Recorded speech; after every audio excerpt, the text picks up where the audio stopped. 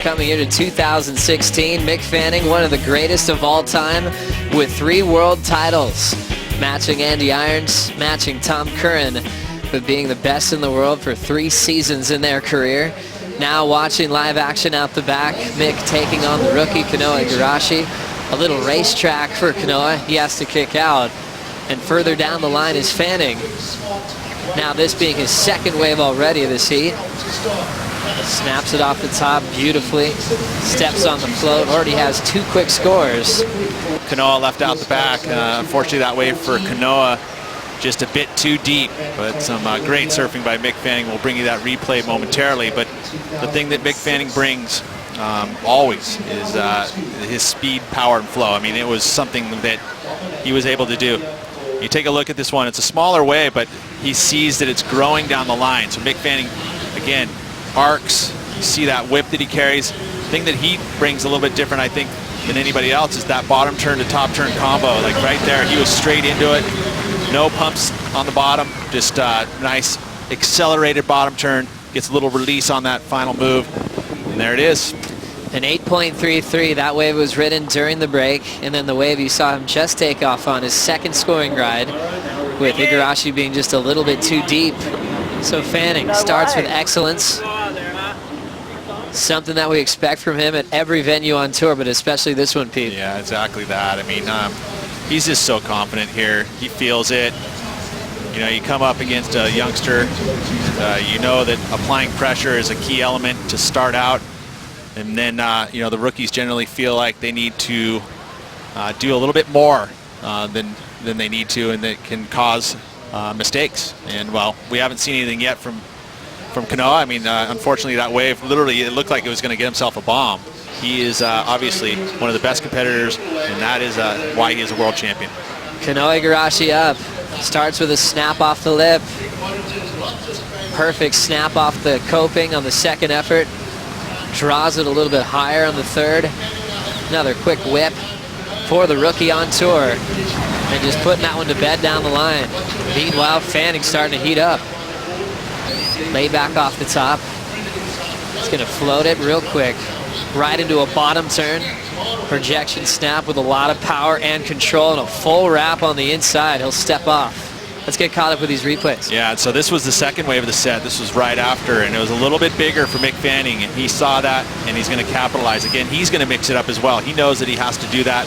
He's got the snap to layback snap to floater, and then he's going to finish right in front of Kanoa with a big round arc. And he's going to go excellent again, I think, for Mick, and it's going to put Kanoa in a situation where he's going to be out of combo, though. This is a pretty good wave. Let's take a look at this one. He drops into it. What's nice about those first waves sometimes is they're a little slower paced. Gets those snaps on the outside, but see how patient he is and waits. That's a nice carve with the rail being utilized for a long period of time through the turn. It's easy to want to snap it and get out of that. So Kanoa looking to capitalize last night. Kanoa said today would be a day he'd never forget, being able to challenge Fanning at J-Bay. First carve, just a setup turn, using that section, but he blows the fins out and ends up going down. Take a half a loaf of bread, scoop out the inside and fill that thing with curry, and then put that top of the bread back on top of there so you can kind of dip it and just enjoy the mutton. Goodness, you're making me hungry. hungry? What would be a little added element to a bunny chow to make it special for Rosie Hodge? You know, just south of here, and then a lot of people have pulled in from Cape Town, all over the place. People just come here to watch this event. You'll see they bring their kids, they bring, you know, their families. It's definitely a family affair down here. Do you still remember your first drive ever, putting your eyes on this amazing right-hand point break? How old were you, and what did you take in? Wow, I was probably about 8 years old the first time that I came to J-Bay. I didn't quite make it out to Super Tubes. I think Geordie also said, you know, even when he was 12, Super Tubes was like the mecca. You started off at point to Albatross, and then you really had to kind of earn your way into the Super Tubes lineup. Is it? Thank you, Rosie. I really appreciate that one. Blowtail into a slide. Kanoa Igarashi going down. Still looking for an 8.71 though, but he was rewarded an 8.5 on his 2nd wave, which is keeping him in this matchup. Fanning up and out. He has been putting up excellent wave scores, and he has been contending in heats, and that's what I think he can take as a positive. I mean, right now it's a pretty strong stranglehold by Mick Fanning, 17.20 two-wave total. all those familiar world champ type names were always dominating this amazing right-hand point break. This is Kanoa. Fun looking wall, dreamy conditions, and the Grom's got a lot of speed. Coming off the bottom, blowtail slides out and ends up incomplete. Again, Mick took a look down the line. Great surfing by Mick, or great knowledge by Nick not to be affected by Kanoa taking this wave, thinking that thing's going to shut down on him. He's not going to be able to get the 85 that he needs, so I'm not going to utilize my priority. That big move there, you know, he usually pulls that stuff in his sleep, but this is the big stage, a little bit more pressure added. Yeah, I really hope so, you know. I'm really happy to be here, you know.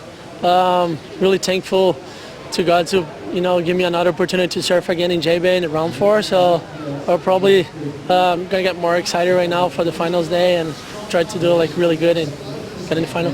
Thank you for your time.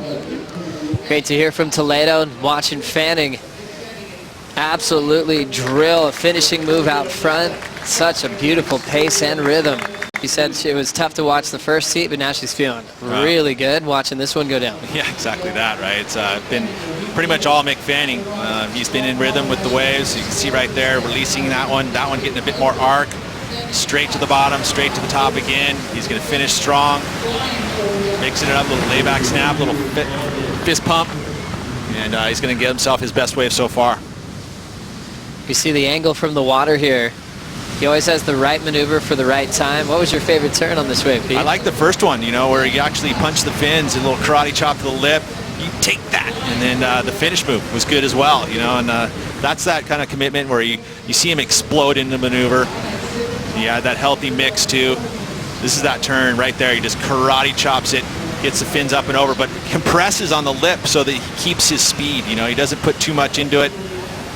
Then that one there, just a little different angle of approach, straight to the bottom again. I mean, this wave was just begging for Mick Fanning / Rooney, and he did it. Well done.